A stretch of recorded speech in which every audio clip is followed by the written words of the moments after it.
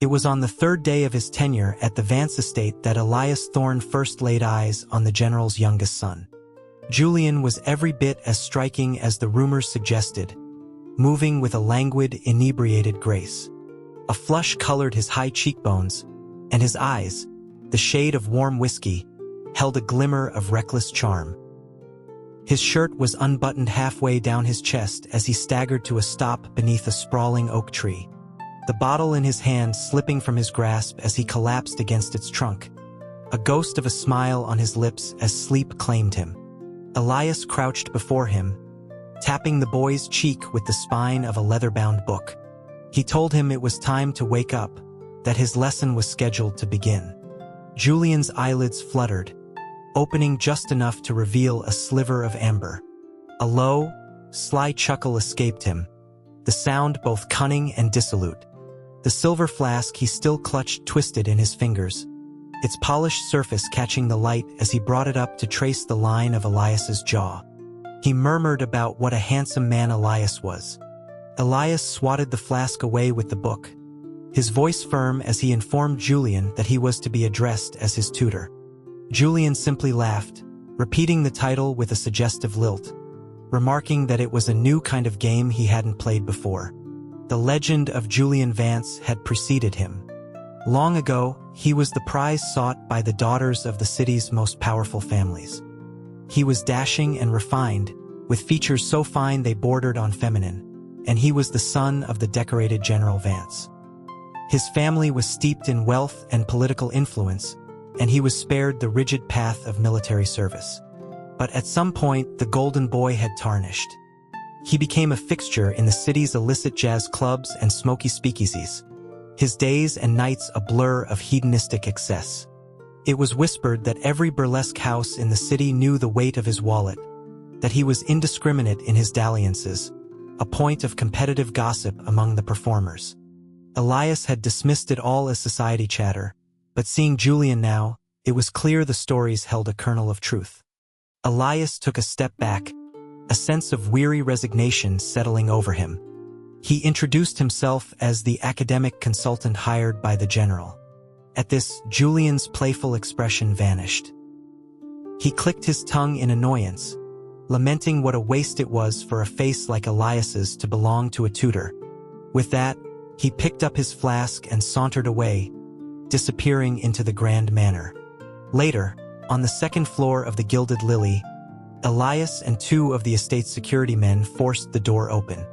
A flustered woman with a cello sat bolt upright on a velvet settee. On the chaise lounge beside her, a far more beautiful figure lay with his chest bare, leisurely plucking grapes from a bowl. His skin glistened with a fine sheen of sweat, his fingertips moist. He didn't even look up as he waved a dismissive hand. After the cellist scurried out, he rolled onto his side and complained about the draft, telling them to close the door. Elias stated that it was time to return to the estate for his studies. Julian refused, daring Elias to carry him out if he had the nerve. Elias nodded once to the men behind him. The formidable guards rolled up their sleeves and promptly lifted the entire chaise lounge, with Julian still on it.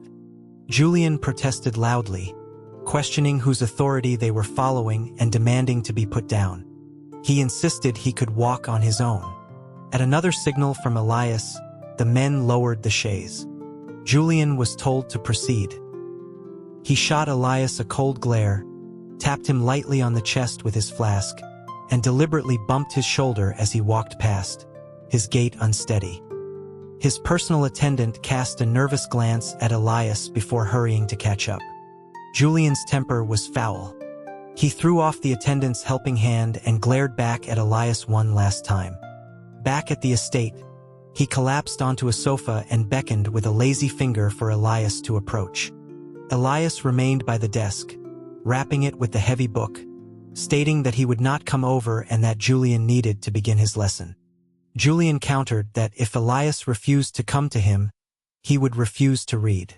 He pointed out that while Elias might have ways of bringing him home, he had no way of forcing him to learn. He was right. If there had been a way, the string of tutors before Elias would not have been driven away. Elias conceded, taking a single step closer. It was all the opening Julian needed. He seized Elias's wrist, pulling him off balance and down onto the sofa. Elias struggled to get up, but Julian's arms wound around his waist, holding him fast. He buried his face in the crook of Elias's neck, inhaling deeply. He commented on how good Elias smelled and asked what cologne he wore. Elias demanded to be released. Julian only tightened his grip, his breath hot against Elias's ear as his voice dropped to a low murmur. He proposed a game. For every article of clothing Elias removed, he would read one page of the book. Elias turned his head away, trying to evade the escalating intimacy, and told Julian he was drunk.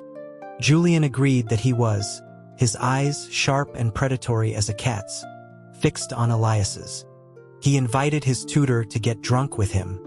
A firm hand suddenly pressed against the back of Elias's head, forcing him down towards Julian's lips. Elias twisted his head at the last second, the kiss landing wetly on his cheek. Julian's fingers gently guided his face back, and the next kiss found its mark. Elias was stunned. He scrambled away, tripping over his own feet as he tried to stand, nearly falling. Julian propped himself up on one elbow, a smirk playing on his lips, and noted that it must have been his tutor's first time. The frantic pounding of Elias's heart was a drum against his ribs. He felt utterly exposed. But then, Julian abruptly straightened his clothes and sat properly at the desk. He declared that he wasn't cut out for academics and that Elias shouldn't waste his energy. He made a counteroffer. He would pay Elias double what his father was offering for him to simply reside at the estate for a few months. Then, he could report that Julian was a lost cause and tender his resignation. Elias refused. He was not willing to tarnish his own professional reputation. Julian chuckled, assuring him there was no need to worry. He said that everyone knew Julian Vance was a hopeless degenerate. They would only laugh that he had managed to run off another tutor, and no blame would fall on Elias. Elias maintained his refusal, stating that he had made a promise to the general and would not abandon it midway. He urged Julian not to make things difficult and to focus on his studies. Julian called him rigid, wondering how someone so young could be so inflexible. Elias picked up a heavy tome from the desk and slapped it down twice, the sound echoing sharply in the quiet room. He informed Julian that the general had given him authority to use disciplinary measures if he was disobedient. As if in defiance, Julian began sweeping the books from the desk onto the floor. Just as Elias raised the heavy volume, Julian lunged, grabbing his wrist and using his momentum to pull him into an embrace. He purred that this felt like an invitation. The book was transferred from Elias's hand to Julian's. He held it in one hand, tracing the cool, hard edge of its spine along Elias's neck, then down, slipping it beneath the collar of his shirt. The sensation was like a jolt of electricity, leaving a trail of heat in its wake. Julian whispered that he had never seen anyone as captivating as Elias. He suggested that if Elias were to agree to be with him, he wouldn't mind rotting away in this mansion forever.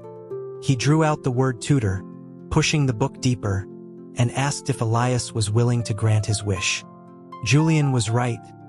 Elias was powerless against him. So many tutors had come and gone of all types. None could withstand him.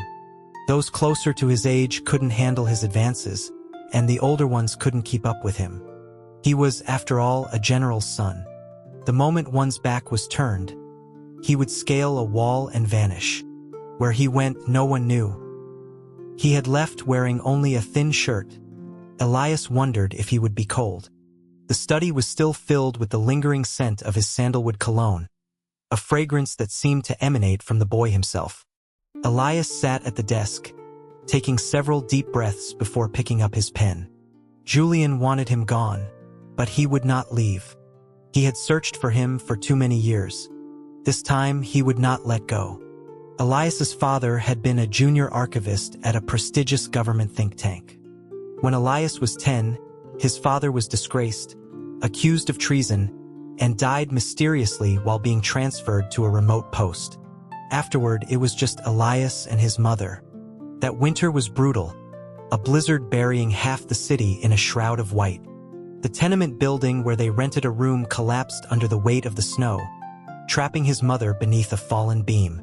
He ran for what felt like miles, pleading with anyone he saw, until he finally collapsed in front of a gleaming, heated Rolls-Royce. The chauffeur brandished a tire iron, trying to shoo him away, but a courage born of desperation seized him. He didn't move. Instead, he screamed toward the car's darkened window, begging the passenger to save his mother. The privacy screen lowered, and a small, soft hand emerged, followed by a young boy whose large, clear eyes reflected the stark white of the snow. His voice was bright and melodic as he asked what had happened to Elias's mother. Soon, Elias was sitting in the plush interior of the luxury car, speeding back to his ruined home. At a wave of the boy's hand, a team of men swarmed the wreckage. Elias tried to get out to help but was held back by a surprisingly strong grip. The little boy told him to stay put, that he would only be in the way. He produced a pair of fine, new leather shoes. He ordered his attendant to treat Elias's feet. Only then did Elias realize his own shoes were gone. His feet a mangled mess of cuts and bruises, blood and slush staining the pristine white carpet of the car. The immaculate floor was now marred by his grimy, bloody footprints. He instinctively tried to hide his feet, stammering that the boy had already done so much and he could handle it himself. He looked up, mortified, and apologized profusely for dirtying the car. The boy dismissed his apology with a flick of his wrist, affecting a mature air. He blamed the foul weather. His small brow furrowed in a surprisingly adult-like expression. He held Elias's wrist firmly, commanding his attendant to apply the antiseptic. The premium medical salve was cool and soothing on his wounds, numbing the pain. Once bandaged, he slipped his feet into the new shoes. They were soft as clouds. From outside, he heard the faint sound of his mother's voice. He scrambled out of the car and ran to her. She was pale and unsteady, but alive. He supported her, his whole body trembling. She touched his face, tears streaming down her own, and they clung to each other, breathing the ragged sighs of survivors. Afterward, the young master, Julian, seemed determined to take responsibility for them. He brought them to the Vance estate. The general's wife was still alive then, a vivacious woman, unlike the reserved society ladies of her station. Her spirit was infectious, and under her influence, Elias's mother began to find her smile again. Everyone at the estate treated them with a kindness that felt both wonderful and precarious. This profound generosity fostered a sense of unease in Elias and his mother, and they ultimately decided they could not impose forever. A month later, on the day of their departure, Julian and his mother gave them a thick envelope of cash and a letter of recommendation for a prestigious university in another state. No amount of gratitude could repay their kindness. They made a pact. Once Elias completed his education, he would return to serve the Vance family. But when he returned years later, the general's wife had passed away. And the little boy who had played at being a man had withdrawn into himself for a year before re-emerging as the city's most infamous libertine. 3 days later, Julian was dragged back by his older brother, Marcus, his hands bound behind his back. He was forced into a chair at the study desk. He was in a different set of clothes, a sharp suit with gold cufflinks, but the collar was open and the faint scent of whiskey clung to him. He had clearly been pulled from some downtown bar. Marcus set a wooden chair by the door, sat down with a holstered pistol on his hip, and commanded Julian to study, saying he would be watching. Sunlight streamed through the window, casting long shadows across the room where the two brothers, so alike in appearance, sat locked in a silent battle of wills. The lesson passed without incident. Afterward, as Julian stretched languidly, Marcus was already gone.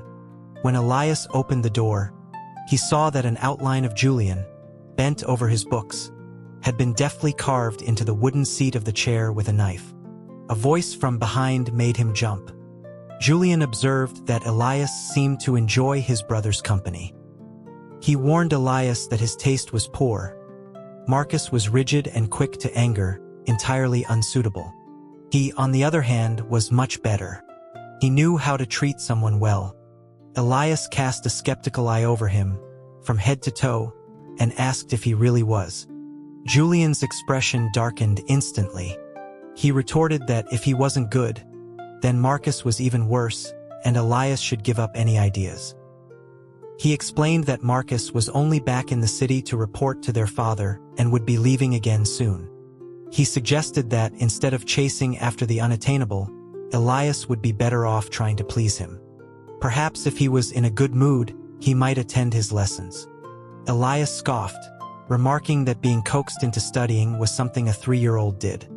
As he walked out of the study, he heard a loud crash behind him, the sound of the carved chair splintering. Around the corner, a small smile touched Elias's lips. Julian behaved for a few days, but as soon as Marcus left, he reverted to his old ways. At noon, he bought out an entire club, rousing the performers from their afternoon rest. When Elias arrived, Julian was draped over a dancer, drunk and tapping a chopstick against a bowl in time with the jazz band's rhythm. He looked utterly content. Spotting Elias, his eyes lit up and he waved him over, loudly introducing him to the dancers as his prim and proper tutor. He asked them if he wasn't beautiful, declaring his looks were on par with any starlet in the city. He beckoned Elias to join them for a drink. Elias strode over, his face a thunderous mask, and snatched the glass from Julian's hand. He reminded him that he had a lesson in the afternoon and that he was taking him home. Julian, with an arm still around the dancer's waist, laughed wildly, proclaiming that this was his home. Elias's patience snapped. He swept his arm across the table, sending glasses and bottles crashing to the floor. He ordered Julian to come home with him. Unfazed, Julian stood up and leaned in close, his breath hot as he whispered in Elias's ear, asking if his tutor was jealous. Elias shoved him away. Julian stumbled back into a dancer, crying out in mock pain and collapsing dramatically into her arms. A wave of irritation washed over Elias. He grabbed Julian's sleeve and started pulling him toward the door. Before they could reach it, several dark figures materialized, the glint of steel cutting through the dim light. Assassins. Instinctively, Elias pushed Julian behind him. The alcohol seemed to evaporate from Julian in an instant. He yanked Elias back behind him and kicked out, deflecting a long blade that was aimed for his chest. The sword sliced through the air, shearing off a lock of Elias's hair. Without a second to spare, Julian grabbed his hand and they ran. The entertainment district was eerily quiet at midday. They darted through a labyrinth of back alleys. Elias, a scholar, was no match for the athletic constitution of a general's son. Soon he was gasping for breath. Julian cursed under his breath, complaining about Elias's choice of venue for a confrontation, then hoisted him over his shoulder. The jostling ride was nauseating.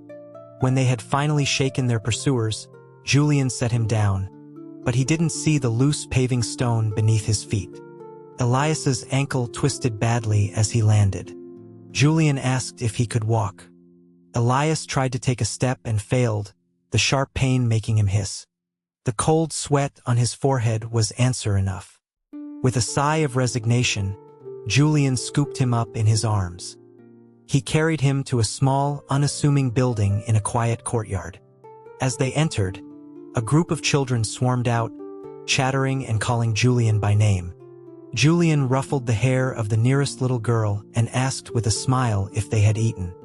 The girl chirped that they had, that the lady from the shelter had brought sandwiches, and one of the boys had eaten 4 and was pretending he was going to have a baby. She said it was very funny. Julian told them that was good, then asked them to bring him the first aid kit, explaining that his friend was hurt. The little girl returned with a square wooden box. Inside, the supplies were surprisingly comprehensive, including a tube of the same high-quality antiseptic Elias remembered from his childhood. Julian placed him on a bench on the porch, told the children not to wander off, and knelt to examine his ankle. He determined it was just a sprain, no broken bones, and began to gently massage the area. Elias flinched, pulling his foot back. Julian looked up and asked if it hurt. Elias nodded, then shook his head. The pain was real, but Julian's cool fingertips sent a strange, tingling sensation through him, like a mild electric current, leaving him disoriented. Julian stood and pulled a handful of herbs from a small garden patch nearby. He crushed them with a rock and applied the poultice to Elias's ankle. He crouched, resting Elias's feet on his knees, and blew gently on the skin. The cool air was a strange counterpoint to the warmth spreading through his veins, an itch that started in his skin and seemed to seep right into his heart. Julian announced he was done and stood up, wiping his hands. He advised Elias to stay off the foot for a couple of days. Elias murmured his assent, his gaze fixed on Julian's hands, now streaked with dirt and green juices. As if noticing, Julian playfully wiped them on Elias's shirt. The children gathered around again, tugging on his clothes and chattering away. Julian listened patiently, occasionally stroking their hair, his face softened by a gentle smile. In that moment, he was the kind, serious little boy from all those years ago. He had always been a good person at his core. He answered Elias's unasked question, explaining that they were his brothers and sisters. He clarified that they were just homeless kids he'd found and was looking after for fun. A little girl immediately contradicted him, insisting that he was wonderful to them and it wasn't just for fun, that he was the best person in the whole world. A faint blush rose on Julian's cheeks at the praise. Elias, watching from the side, covered his mouth to hide a smile. After dinner, the children went to bed. Julian produced 2 bottles of whiskey and led Elias to sit on the porch steps under the moonlight, which illuminated the startling brightness in his eyes. He took a long pull from his bottle and asked, out of the blue, when Elias had returned. He then asked if his mother was well. Elias realized Julian knew who he was.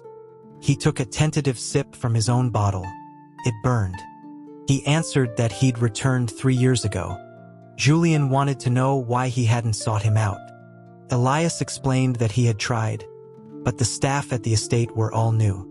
Even Finn, their childhood attendant, was gone. He couldn't find him. At the name, Julian's face clouded over. He took another large swig of whiskey and said with a bitter laugh that Finn was dead. He had been for a long time. 5 years, 7, he couldn't remember. Elias watched him, remaining silent. He desperately wanted to ask what had happened in the years he was away, but seeing the deep sorrow in Julian's expression, the words died in his throat. Julian drank deeply, his gaze growing hazy. He mused that drinking was a good thing. Elias asked what was so good about it.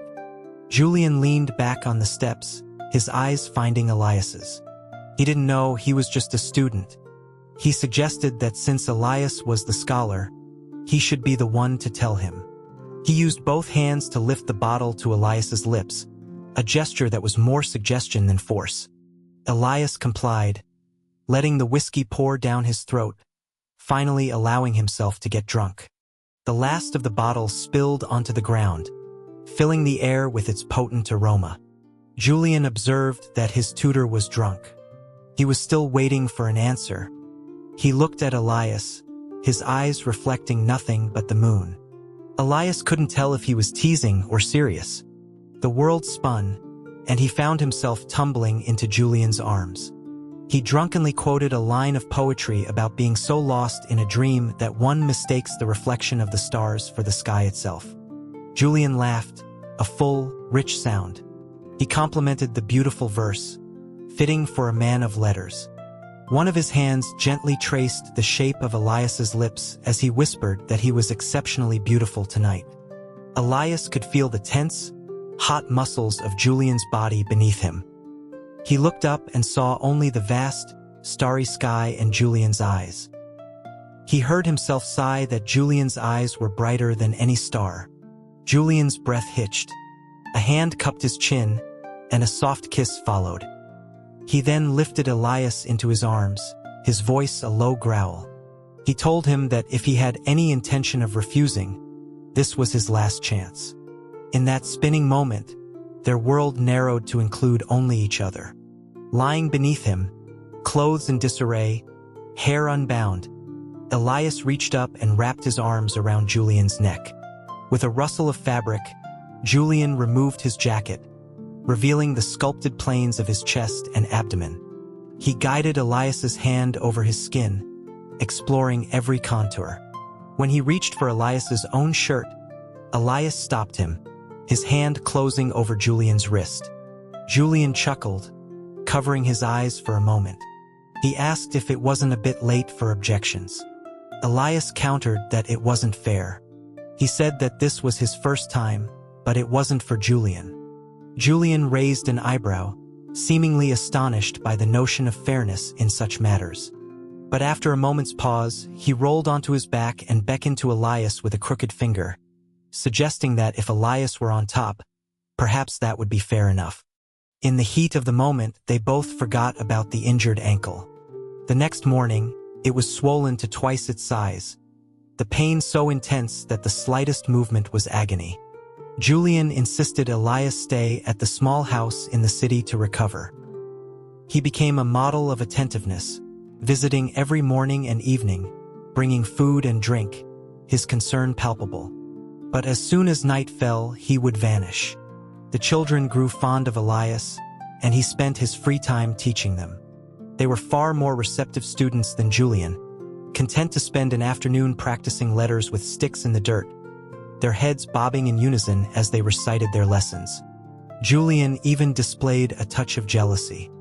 He would complain, asking Elias to look at him instead of the children, wondering how a pack of scruffy kids could be more interesting than he was. Elias would laugh and tease him, saying at least they were obedient. Julian would wrap his arms around him, his hands beginning to wander, insisting that he was very obedient too. Elias challenged him to recite the passage he was assigned a few days prior. Julian blinked, trying to charm his way out of it. Seeing the stern look on Elias's face, he reluctantly began, reciting the first few lines of a classic text before trailing off, admitting that was all he could remember. Elias tapped him on the head with a rolled-up newspaper and asked how he could possibly call himself obedient. He called over the little girl, who recited the entire passage perfectly from memory. Elias praised her, producing a piece of candy from his pocket. Julian watched with a pout, complaining that his tutor was showing favoritism and that he wanted candy too. Elias glanced at him wryly, telling him that if he could recite the lesson, he would get candy as well. Julian began nuzzling against him like a cat, refusing to give up. The display was so absurdly charming that Elias couldn't help but laugh, finally rewarding him with a piece of candy for his recent good behavior. That evening, after Julian left, Elias was carefully practicing walking when a dark figure slipped through the window. The man, dressed in black, dropped to one knee, his head bowed. He addressed Elias as Chief. Elias didn't even turn around, casually brushing a speck of dust from his finger. He had told them not to come here. The man remained kneeling, his voice respectful, reporting that the president was getting impatient. He added that the president felt Elias had been delaying for too long. Elias acknowledged this and asked if there was any news from the vice president's office. The man reported that the VP was gravely ill and refusing all visitors. Only a few trusted aides were seen coming and going. His agents hadn't laid eyes on the man himself in a long time. Elias called him a fool, stating that the lack of visibility was the biggest issue. He ordered the man to report the situation to the president, telling him to shift his focus onto someone else for a while. The operative acknowledged the command and departed. The next day, Julian didn't show up. Elias felt a knot of unease tighten in his stomach. While it was typical for Julian to be inconsistent, today felt different, oppressive. In the late afternoon, the children ran into the courtyard, crying that Julian was in an alley, getting beaten badly. A jolt of pure adrenaline shot through Elias. He forgot his ankle, forgot everything, and ran. His heart hammered against his ribs. Rounding the corner of the alley, The scene before him made him freeze. Julian was a crumpled heap in a pool of his own blood, his clothes torn. Blood trickled from the corner of his mouth. When he saw Elias, his lips moved, as if urging him to run. His form so fragile it looked as though a strong gust of wind could shatter him. A hulking man stood over him, brandishing a heavy crowbar. As the weapon swung down, aimed for Julian's heart, Elias acted on pure instinct. He launched himself forward, slamming into the man with shocking force. The assailant, caught completely off guard, was knocked to the ground. He scrambled up, swinging a fist at Elias, who sidestepped the blow and delivered a series of swift, brutal strikes to the man's wrist, chest, and throat. The man collapsed, disabled and gasping. After one last desperate look toward Julian, he fled. Elias knelt and helped Julian up. Julian was unsteady, blood staining his lips, his eyes fixed on Elias with a sharp, scrutinizing gaze. Elias tore a strip from his own shirt to crudely bandage the worst of Julian's wounds, his voice tight with anger and fear. He asked him why he didn't run when he knew he was outmatched. Julian didn't answer, his stare unwavering, a mixture of assessment and suspicion. His voice, when it came, was cold as ice. He asked if his tutor was also there to kill him.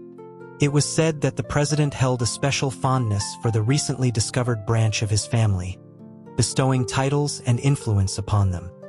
He had even granted the family's young scion command of his personal Black Ops unit, the Directorate. The family's origins were a mystery, and the scion's identity was the best-kept secret in the capital. Julian's voice was laced with bitter irony as he remarked on the convenience of having him so close. He feigned confusion, asking if this now made him a hero for saving the life of the president's most favored agent. Elias sighed and finished tying the makeshift bandage. He lifted Julian into his arms and started back toward the small house. Julian pressed on, asking why Elias hadn't killed him when he had the chance. Elias countered, asking why he would want to kill him.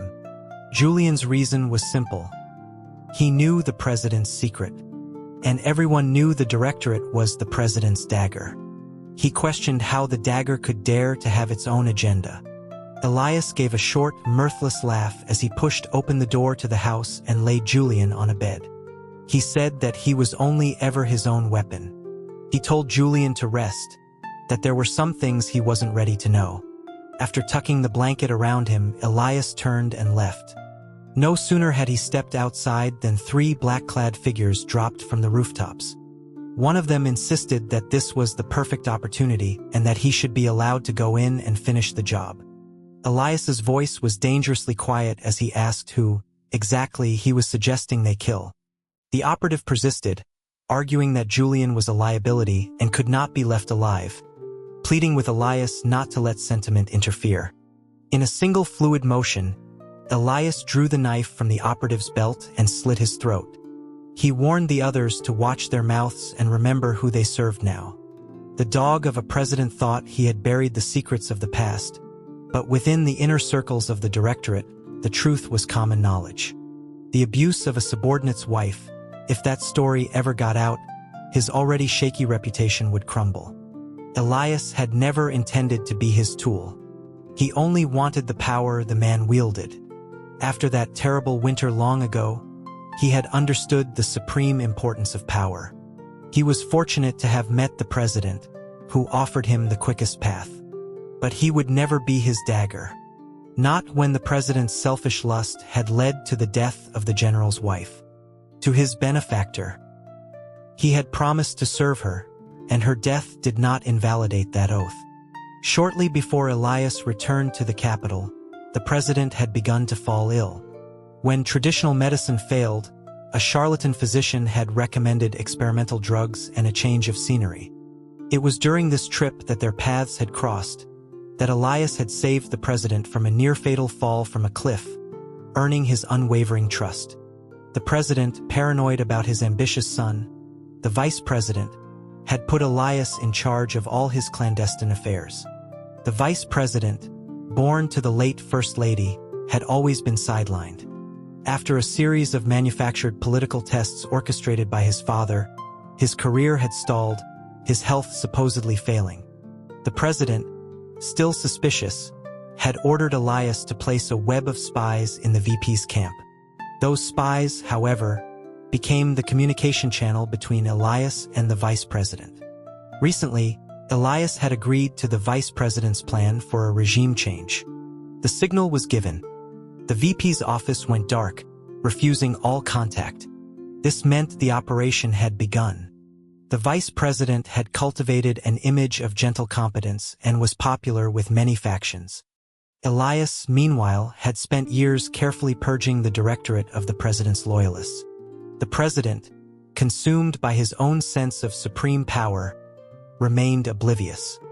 He believed he was manipulating them all, playing them against each other for his own benefit, unaware that he was the one being played. The time was right. After taking the charlatan's medicine, the president began foaming at the mouth. Not even the best doctors could help. He was kept alive only by a steady foredrip. In his delirium, Elias was the only one at his bedside. The flickering candlelight danced across the president's pale face. He was fading, his hand clutching Elias's as if it were a lifeline. Elias lowered his gaze, hiding the coldness in his eyes. The president's ragged coughing was a drumbeat counting down his final moments. He struggled to ask about the vice president. His cloudy eyes filled with suspicion and fear. Elias replied calmly that the vice president was also unwell, and his doctors had forbidden him from visiting to prevent any risk of contagion. A complex emotion flickered in the dying man's eyes: pain, regret, and profound weakness. He tried to sit up, but Elias gently pressed him back down. He assured the president that the vice president was a dutiful son and would surely sing his praises for generations to come. His tone was soft but absolute. The president sank back into the pillows with a weak sigh, his voice a mere whisper. He insisted that he was the president, that this country was his. Elias leaned in close, whispering in his ear that it was, of course, his until his last breath. As for what came after, he told the president not to worry.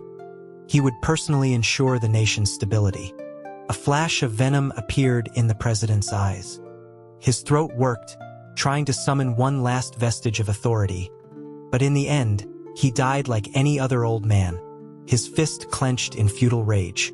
Elias stood, his gaze sweeping coolly over the opulent room. He felt nothing.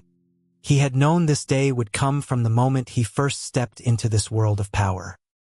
He walked slowly to the door, letting a few calculated tears fall from his eyes. As the doors opened, his voice rang out, announcing that the president was dead. An agent reported that the charlatan physician had tried to flee but was apprehended. The man was brought before him, groveling and begging for his life, insisting he had done everything Elias had asked. Elias toyed with the blood and herb-stained strip of fabric from the alley, which he now carried like a talisman. He looked at the man with cold amusement, reminding him that his crime was treason against the state, punishable by the elimination of his entire family line. He asked what made him think he would be spared. The man, crawling, grabbed at his leg, pleading that he had acted on Elias's behalf. Elias confirmed this was precisely why he had to die. He stood, brushing off the spot the man had touched, and gave the order to have him killed quietly during the commotion. He stepped out into the night. Stars dotted the sky. Suddenly, snow began to fall, soft and white, as if to blanket all the filth of the world. He hadn't gone far before he was surrounded by armed soldiers. The vice president, looking hale and hearty, emerged from their ranks on horseback, clad in military gear. He looked down at Elias with a triumphant smirk, quoting a proverb about the fisherman who profits from the fight between the snipe and the clam. He then asked Elias how he could be so sure he wasn't the clam. Elias just laughed, pulling his coat tighter around him. He shot back, asking how the VP could be so sure he was the fisherman. The next moment, another, larger circle of soldiers surrounded the first. Julian Vance, on a magnificent horse, leaped over the heads of the soldiers and landed before Elias. He told him to stop posturing and to run. In the swirling snow, he extended a hand down to Elias, just as he had done all those years ago. Elias took his hand and was pulled up onto the horse, experiencing for the first time the exhilarating feeling of soaring over a crowd of men. He couldn't help but let out a gasp of admiration. Julian, focused, told him to hold on tight.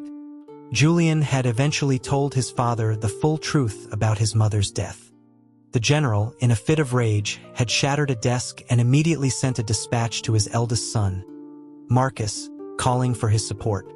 This was a development the vice president, hidden away and plotting, could never have foreseen. Now they were the fishermen. After a fierce but brief struggle, the situation stabilized. Marcus Vance, the general's older son, became the new president, a new leader for a new era. Julian and Elias were given influential advisory roles, powerful but away from the public eye. Elias privately lamented not seizing the presidency for himself, but the military had been in Marcus's hands. Power is as power does. It was a shame, but perhaps for the best. Since taking office, Marcus had been so consumed with work that even this doting older brother hadn't seen Julian in weeks. And, as a bonus, Marcus had arranged for their new residences to be adjacent to one another. Elias had a small gate installed in the back garden. One side was his home, the other was Julian's. They were in and out of each other's houses so often that their staff became confused about who they worked for. Another autumn arrived. The hibiscus in the courtyard were in full, glorious bloom. Julian had a hammock strung up among the flowers and was asleep in it, wearing only a thin white shirt, empty liquor bottles scattered on the ground around him. Elias chided him for drinking so much again. He reminded him that he had promised to stay sober for their lesson on philosophy. He warned him that he would get sick sleeping outside in the cool autumn air, and then the president would blame him. Julian said if his brother was so worried, he should have him moved into the presidential residence with a dozen nurses watching him around the clock. He extended a long arm and caught Elias, pulling him down into the hammock with him. He murmured that his tutor was being stuffy again. On a day this beautiful, one couldn't just waste time. Before Elias could retort, he was silenced with a kiss.